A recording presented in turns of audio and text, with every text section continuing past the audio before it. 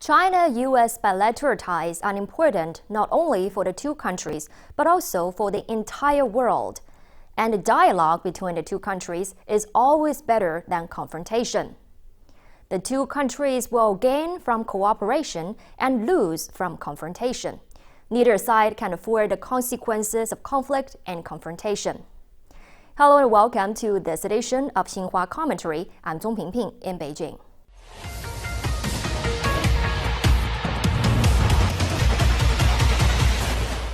The just concluded Anchorage meeting between China and the United States was described as candid, in-depth, and constructive.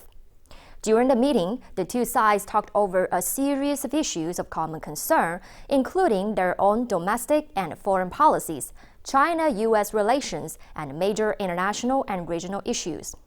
The areas for the two sides to enhance cooperation include tackling climate changes, combating the COVID-19 pandemic, and promoting the world economic recovery.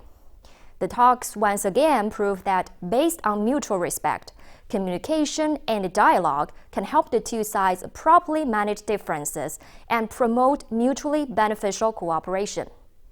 China always values win-win cooperation with every country and has no intention to interfere in the political system of other countries, including that of the United States.